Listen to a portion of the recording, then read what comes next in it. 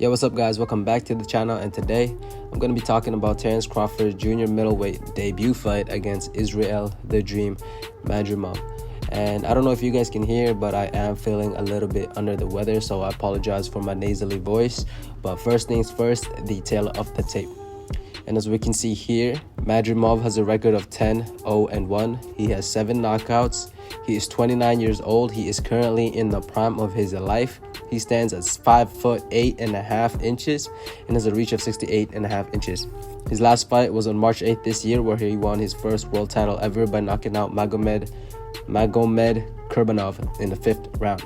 In the other corner, we got an all-time great in Terrence Crawford, who has a record of 40-0 with 31 knockouts. He is perceived to be in the twilight of his career, being 36 years old. He stands at 5'8" and has a reach of 74 inches. Of course, he's fresh off beating Errol Spence in his last fight in July 2023. So from here, we can determine that Madrimov is the younger, fresher fighter, and theoretically, he should be the sharper fighter as well, given that he last fought just under 5 months ago compared to Bud's 1-year layoff. He's also naturally much bigger than Bud, considering this would be Bud's 4th division, whereas Madrimov has been a career junior middleweight. We can also gather that Bud's reach is ridiculous for his size, and there is a huge difference between their professional experience. Though Madrimov is a highly experienced amateur, there's a huge difference between professional and amateur scene. So I won't be covering Terrence Crawford much in this video, just because what hasn't been said about this guy. He's an all-time great, a first ballot Hall of Famer. He's probably got the deepest bag in boxing today. He can quite literally do it all in the ring. He can walk you down. He can fight on the back foot. He can fight on inside, mid-range, long range. He's got speed, power, and brains. And at this point, he's a veteran. You know, he is an experienced fighter. He's seen most, if not all, at this point. He has an argument for being the best fighter pound for pound right now. You know, he is an accomplished fighter as well. He's done everything there is to do in professional boxing. He's a multi-division world champion, and he's been undisputed twice. Terrence Crawford has completed boxing, guys. So I'll be putting most of my effort on breaking down Madrimov instead of Crawford in this video. And with that being said, I'm going to start off with the positives for Madrimov. Well, for one, he is big. I mean, he looks all of 154. He's a true junior middleweight, that's for sure. He's strong, he's athletic, he got good speed, and he can really whack. He doesn't strike me as a knockout artist by any means, but you also don't want to get hit by him, you know what I mean?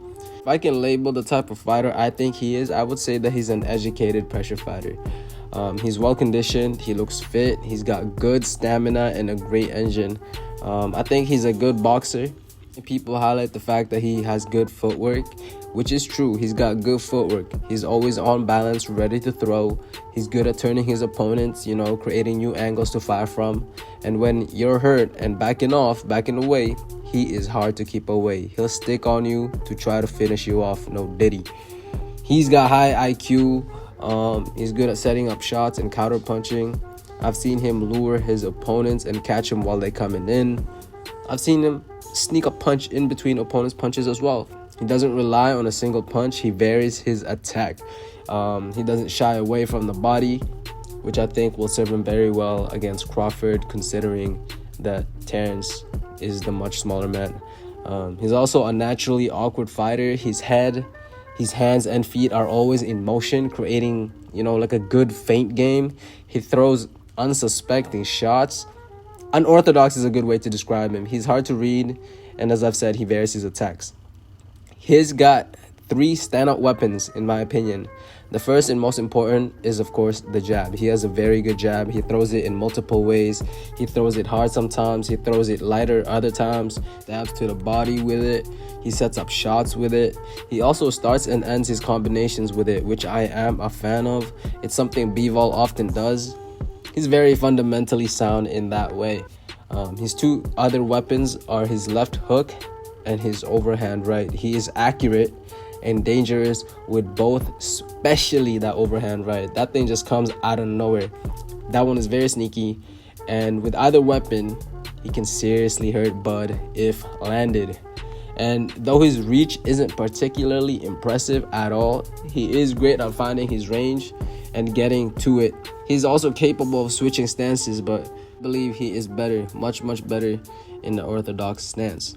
Defensively, Madrimov is solid in most fights. He keeps his chin tucked at all times. He's got good head movement. He's got good punch anticipation and reaction time, and he doesn't rely on one form of defense. He doesn't just block. He doesn't just rely on being slick, and he isn't stationary. He's got solid defense, but he has been caught a couple of times, more than a couple times, but you know what? He wears the shots very well. I've never really seen him wobbled or hurt or anything like that. Now, for the cons, the negatives about Israil the Dream Madrimov.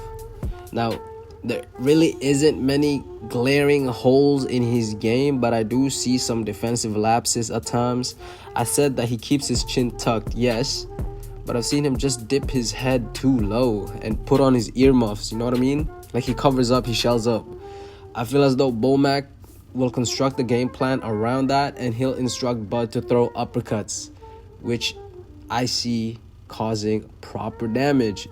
I've also seen Madrimov get too offensively focused, where he would throw flurries without retracting his arms back home, which means he leaves his head open for counters.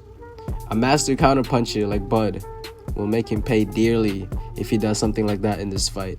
Terrence Crawford is really good at punching in between punches, so he can't be doing that if he wants to win.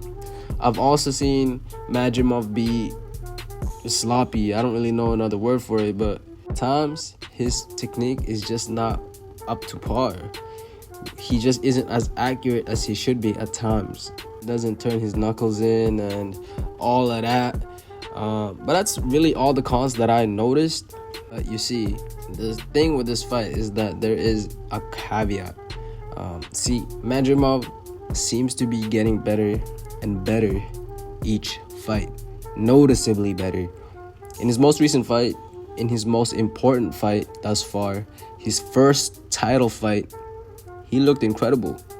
The defensive holes that I saw weren't apparent. Head movement was on point, and he blocked most of the shots. He chose not to slip. Offensively, he looked sharp and in control. Didn't look sloppy like he has in the past. He was accurate and he was crisp with his punches. I think that version of Madrimov would be a tough out against Bud. That would have been a good fight. But as I said, up to this point, Madrimov has been steady improving on a fight-by-fight basis. He looked great in the biggest fight of his career thus far. How good will he be when given an opportunity to change his life to fight one of the biggest stars in boxing today?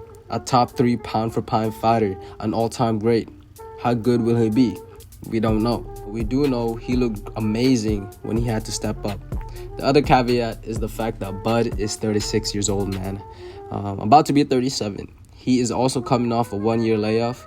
Granted, I think that helps more than it does harm, just because I feel like when you're aging, when you're a little bit older of a fighter, you want to get as much rest as you can. I think that matters more than, staying sharp. He is also climbing another weight class. You know what I mean? Will 154 be too much for him? Madrimov, as I said, is a big 154 pounder. I'm telling you, he looks all of 154. He is a pure junior middleweight, and I think he'll weigh around 170, maybe even 175 on fight night. Will Terrence Crawford be the same Terrence Crawford 7 pounds heavier, fighting much bigger dudes? Will his power translate? These are questions that we need answers to. But from what I've seen so far, I think that Bud still beats him. I just think Bud's technique and IQ is superior. I think he has more weapons, and I think he has more ways to win. I think Terrence Crawford will beat him to the punch every time because he's sharper, he's more concise and precise. Bud's technique and natural speed advantage makes this possible. His accuracy, speed, and IQ gets the job done. And though I said Madrimov does vary his attack, he still has his go-to combos and punches, and I think Bud will eventually pick up on that and catch him. So for my official prediction, I'm picking Terrence Crawford by decision. I do think his knockout streak ends here just because he's in a new division fighting a much bigger man. I think it'll be a good fight, a competitive fight, and I think Madrimov will have his moments. And I'm telling you guys, for those of you that think this is an easy fight for Bud, y'all is tripping. Do your research on Madrimov, man. He's no joke. It's no hate to the undisputed champ, but he's a tougher fight than Charlo, guys. He's a tougher fight than even Fundora. He's arguably the best in the division, although I think there's an argument between him and Zhu, or maybe even Ortiz, though he's unproven in this weight class. But I digress. Madrimov can beat Terrence Crawford. I do see a path to victory for him, especially if Terrence Crawford can't earn his respect. Madrimov is a come-forward fighter, right? If he's out there throwing shots and just walking down Bud, I feel like he's going to steal some rounds. But you know what? Either way, even if he can't hurt Madrimov, I've seen Terrence Crawford box on the back foot. He could fight him like how he fought Postol, dominate him that way. Although, it has been a while since Bud boxed like that. Maybe he doesn't have the legs for that sort of fight anymore, but now I'm just overthinking and yapping. Either way, it'll be a good fight, and I think Crawford will win by decision. That's it for me, y'all. I want to hear from you guys. How do you think this fight will go? Who do you think will win? Leave it down in the comments below, and please like and subscribe. I really want to apologize for, my voice, my tone. I'm just not the most energetic right now, but I really wanted to get this video out ASAP. I hope you guys still enjoyed, and I hope you guys have a wonderful day. Thank you.